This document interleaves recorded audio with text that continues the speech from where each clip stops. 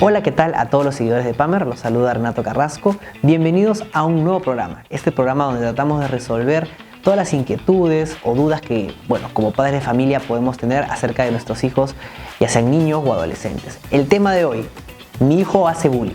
¿Qué hago? Para ello tenemos aquí a nuestro psicólogo, al psicólogo de Colegios Pamer. ¿Qué tal, Robert? ¿Cómo estás? Mucho gusto, Renato. En esta oportunidad pues agradecerles por la invitación también. Vamos a tocar un tema muy importante, Renato, que tiene que ver justamente como el bullying, ¿no? Es un tema bastante tocado y acá en Pamer hacemos un montón de campañas sobre eso también, ¿no? Justo porque muchos hablamos acerca del bullying, pero sobre el chico que recibe el bullying, ¿no? El niño o el adolescente que recibe el bullying, pero esta vez vamos a hablar sobre el niño que ejerce el bullying, ¿no? Ya todos lo vemos en los medios de comunicación todos los días prácticamente, ¿no? Sabemos más o menos qué es el bullying o tenemos una noción básica, pero ¿cómo podemos definir el bullying y qué tipos de bullying hay?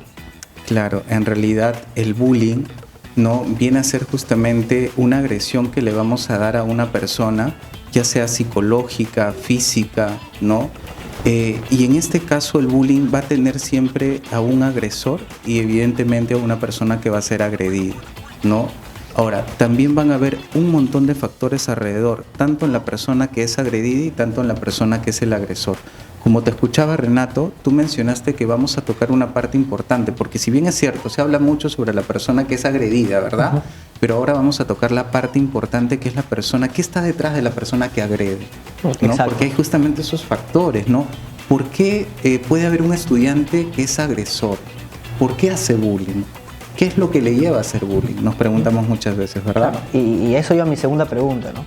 ¿Cuáles son esos factores que pueden desencadenar que un adolescente, un niño, reaccione de esa manera o practique o haga estas prácticas, ¿no? de violentar a un compañero de clase, o incluso a veces le hacen bullying hasta los maestros, ¿no? ¿Es cierto? Entonces, ¿cuáles son esos factores? Puede ser externos, factores internos.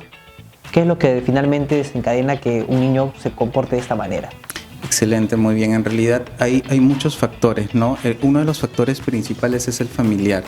Recuerden que todo viene de casa y el principal colegio o el pilar es la casa, nuestro hogar, ¿no?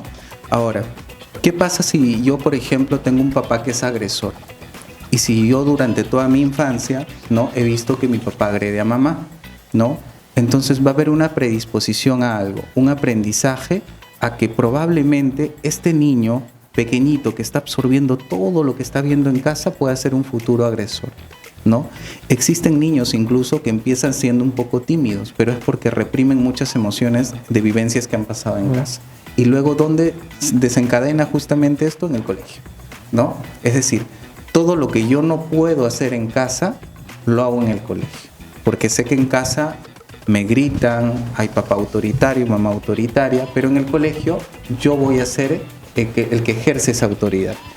Ahora, la persona que agrede observa muy bien, como se dice coloquialmente, sabe con quién hacer. Claro. ¿No? Agarra a la persona más tímida, la persona con perfil bajo, ¿no? A la persona de repente que constantemente está en sus libros estudiando, a él, ¿no? ¿Por qué? Porque sabe perfectamente que esa es la persona que tiene ese perfil para ser agredida, ¿no? Entonces es muy importante también identificar el perfil de la persona que es agredida. ¿Por qué? Porque el perfil de la persona que es agredida es una persona con baja autoestima, no se defiende, permita que lo agreda. ¿Y por qué no se defiende? Definitivamente porque también hay un montón de carencias emocionales en el factor hogar, ¿no?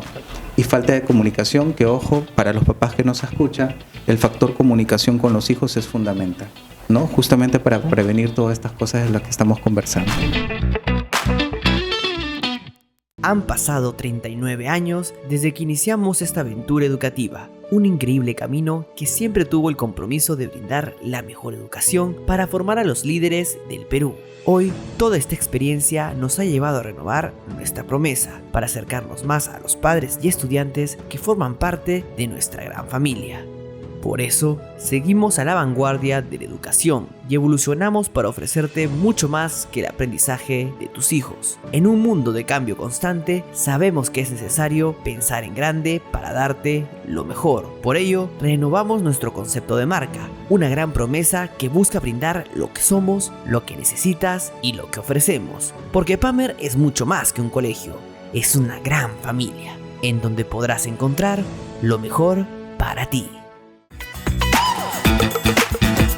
Pero muchas veces hay padres que pueden decir, pero yo no sé por qué mi hijo se comporta así, si en la casa lo tratamos bien, no hay problemas entre los padres. Entonces, ¿a qué se puede deber? O sea, porque hablamos del hogar, ¿no? Que pueda deberse por un tema de que también haya violencia en el hogar. Pero ¿qué pasa quizás con esos casos que no son muy recurrentes quizás, ¿no? Pero donde en la casa aparentemente todo está bien, pero el niño igual se comporta así, ¿no? Puede haber otro tipo de factor, un factor genético también, como lo hemos conversado previamente. ¿A qué se puede deber? Podemos tocar el tema del factor social, ¿no? El factor social. A veces existen estudiantes que por querer pertenecer al grupo terminan cometiendo ciertos actos que pueden ser actos agresivos, ¿no? Por ejemplo, yo me junto con 4 compañeros que son los chacoteros del grupo, las personas por ahí de repente que hacen bulla, bromas en clase. Entonces, yo para pertenecer a este grupo identifico y digo, ya, yo también tengo que hacerle una broma así a mi compañero. Y sin darse cuenta, a veces estos estudiantes ya lo normalizan y ya forman parte de este círculo y están haciendo bullying, ¿no? Están haciendo ya bullying. Y cuando tú normalizas algo, ya lo haces más constantemente. Entonces también hay un factor social, un factor de colegio. Claro. Es por eso que es importante saber con qué personas nosotros nos rodeamos, ¿no? Tenemos que rodearnos con personas que nos sumen, ¿no? Y a las personas que no nos suman, tenemos que ayudarlas. ¿Cómo? Informando, ¿no? Informando. Justo con lo que acabas de decir, me surgen 2 preguntas. Primero, ¿cómo podemos prevenirlo? O sea, ¿cómo podemos tratar de evitar que nuestro hijo se comporte de esa manera? Y segundo, ¿cómo podemos hacer para controlarlo? O que este niño, este adolescente mejore y no siga comportándose de manera violenta. Excelente, muy buena pregunta, Renato. Mira, esto se resume en esta respuesta: establecer límites y aprender a establecer límites a nuestros hijos, a nuestros estudiantes. Cuando no se establecen límites, el estudiante lo va a seguir haciendo, como lo mencioné, porque lo normaliza. Entonces nosotros, por ejemplo, en la institución educativa acá en Pamer, lo que nosotros trabajamos mucho con los tutores, con los profesores, es eso, el tema de la disciplina. Ellos tienen que empezar a poner límites. Por ejemplo, ante un acto de una burla hacia un compañero, se le saca al estudiante. En este momento, de repente, si el tutor está libre, puede conversar un rato con el estudiante y evidentemente también conversar con el papá para poder darles orientación. Ahora, hay que ser firmes, mas no gritarles, porque a veces existen padres de familia que cometen ese error. Lo que realizan es, para sancionarles, le voy a gritar a mi hijo. Y lo que no saben es que al gritarles están alimentando esa forma de comunicación en él.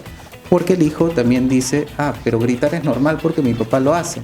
Entonces yo también me comporto así en el colegio. Es decir, si mi profesor me dice eso y yo no traje mi cuaderno, por ejemplo, entonces yo le contesto mal. Y vuelvo a decir, ¿de dónde proviene? De casa, ¿no? Entonces hay que aprender a establecer límites a los padres de familia.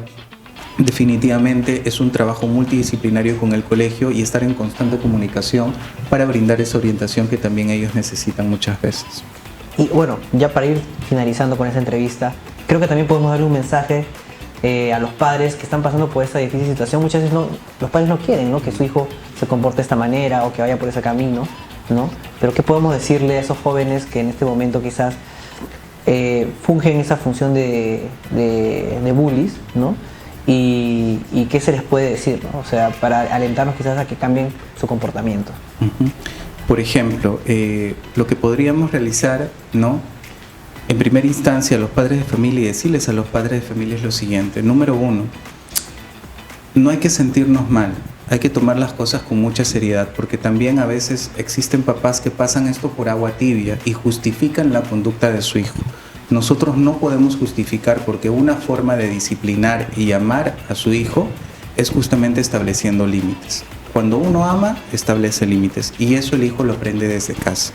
Si ustedes tienen hijos, por ejemplo, con conductas inadecuadas, y ante eso el profesor, el tutor, el psicólogo les informa a ustedes, lo primero que tenemos que hacer es una reunión juntos para establecer, y ojo aquí, si de repente yo como papá siento que no puedo manejar mi temperamento porque siento que llegando a casa le voy a gritar, entonces a los papás también se les invita justamente a pasar por ese proceso orientativo, que eso es muy importante para el desarrollo y la educación de sus hijos. Muchas gracias, Robert, por los consejos que has dado hoy en día. Espero que las personas que hayan estado viendo el programa hayan tomado nota y quizás los hayamos podido ayudar un poco en este proceso. Eso ha sido todo por hoy. Será hasta una próxima edición. Muchas gracias.